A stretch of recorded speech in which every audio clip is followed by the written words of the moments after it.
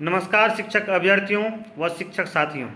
ये जो बिहार सरकार का फैसला आया है डोमिसाइल नीति समाप्त करना और साथ ही साथ शिक्षा मंत्री का ये बयान कि बिहार के बच्चे योग्य नहीं हैं, मैं दोनों की घोर निंदा करता हूँ। क्योंकि आज पूरे देश का लगभग हर राज्य डोमिसाइल नीति पर काम कर रहा है, डोमिसाइल नीति लगाए हुए हैं। और शिक्षा मंत्री का ये कहना कि यहाँ के छात्र शिक्षक बनने के योग्य नहीं हैं, तो कैसे योग्य नहीं हैं?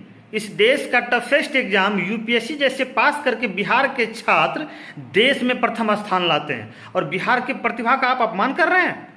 बेहतर होगा कि शिक्षक अभ्यर्थियों के लिए कि आप पुनः डोमिसाइल नीति लागू करें और बिहार के प्रतिभा का सम्मान करें।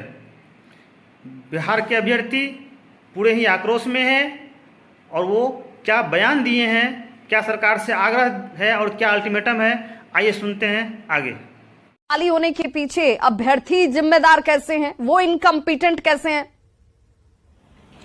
बिल्कुल विवाह, देखिए 2019 से अगर देखा जाए तो सीटेट, बीटेट, एस्टेट की संख्या लाखों में है और लगातार बहाली का इंतजार कर रहे हैं।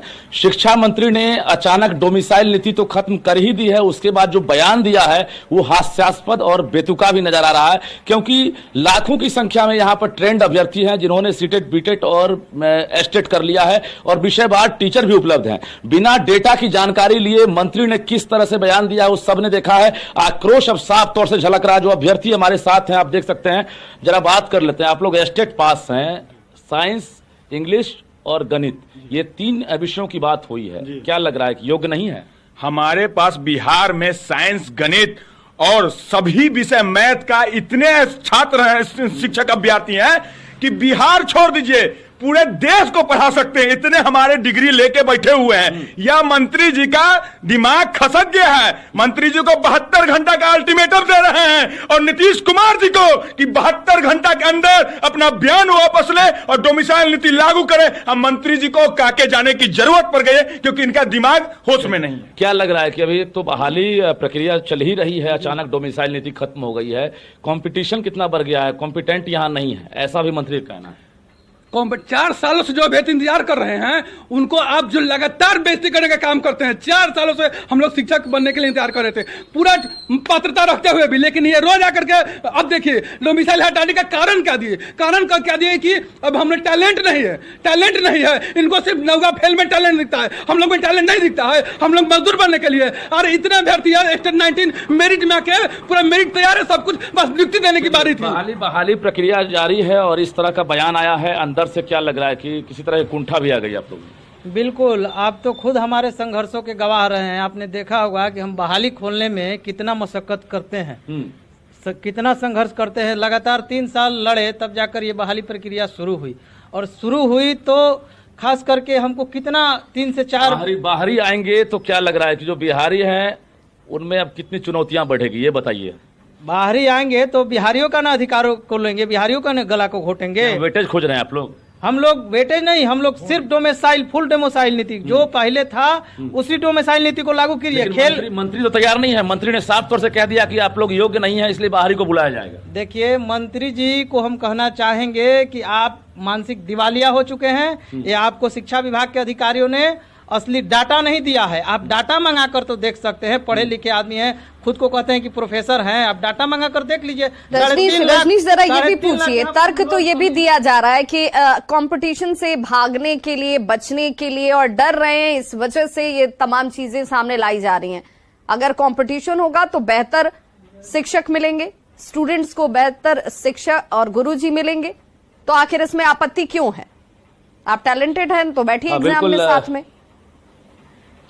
देखिए, शिक्षा विभाग हो या बिहार सरकार यही कह रही है कि अगर आप लोग टैलेंटेड हैं तो कंपटीशन से भाग क्यों रहे हैं, ऐसा भी सरकार सोच रही है। सर, जहाँ भी ढेला उठा के फेंकिएगा ना वहाँ बिहार का टैलेंट दिखेगा। कहाँ कहाँ? पूरा वर्ल्ड में सर, यही नहीं पूरा वर्ल्ड में। आप अमेरिका जाओ तो अदर स्टेट में भी जाइएगा, IAS IPS पूरा बिहार के भरे हुए हैं सर। अब बिहार में ही टैलेंट खोज रहे हैं। मंत्री को तो नहीं पता, मंत्री तो बोल रहे हैं कि बिहार में टैलेंट। मंत्री जी को खुद टैलेंट नहीं है सर, वो कब क्या बयान देते थे उनको कुछ डाटा ही उनके पास नहीं रहता है सर, उनको कुछ पता ही नहीं है सर। वो मानसिक पूरा वो डैमेज हो गए हैं सर। देखिए, साफ तौर से अब ये आरोप लगा रहे हैं अभ्यर्थी की मानसिक रूप से दिवालिया हो गए हैं शिक्षा मंत्री। और जाहिर है कल से बयान के बाद ना सिर्फ सियासी जो है हलचल तेज हो गई है, घमासान हो गया है, बल्कि जो अभ्यर्थी हैं वो साफ तौर से सीएम नीतीश कुमार से अगली स्ट्रैटेजी अल्टीमेटम इन शिक्षक अभ्यर्थियों की या शिक्षक संघ से जुड़े लोगों की आगे क्या हो सकती है? क्योंकि सरकार ने तो यहाँ पर नियमावली में बदलाव कर ही दिया और डोमिसाइल को खत्म कर ही दिया, और अब शिक्षा मंत्री का बयान सोने पे सुहागा। अब तो समर्थन भी कांग्रेस के अखिलेश सिंह जो हैं वो कर रहे हैं। तो अब आखिरी स्ट्रैटेजी संक्षेप में क्या होगी इनकी? आखिरी आप लोगों का स्ट्रेटेजी क्या होगा, क्या स्टेप उठा रहे हैं आप लोग? अब चूंकि अब तो जो सरकार को करना है वो तो स्टेप बाय स्टेप कर ही रही है। हमने 72 घंटा का सरकार को अल्टीमेटम दिया है कि डोमिसाइल नीति वापस फिर से लागू कीजिए और शिक्षा मंत्री सार्वजनिक तौर पे बिहार की जनता से माफी मांगे, क्योंकि बिहार की धरती को उन्होंने अपमानित किया है। बिहार की धरती बहुत शुक्रिया।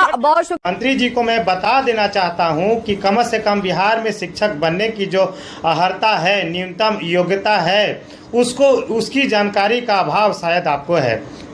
क्योंकि विज्ञान और गणित के शिक्षक बनने के लिए बिहार में एसटीटी पास होना जरूरी है, और सीटेट वाले यदि आप डोमिसाइल बाहरी बच्चों को आप मौका देते हैं तो बाहर के सीटेट वाले बच्चे आएंगे जो केवल 1 to 5 और 6 to 8 में बहाल किए जाएंगे। ये कहीं से भी विज्ञान और गणित और हिंदी अंग्रेजी के विषयों के शिक्षक नहीं बन पाएंगे। तो शिक्षा मंत्री जी, आप बयान देते वक्त कम से कम इस बात को जान लें कि बिहार में शिक्षक बनने की क्या योग्यता है।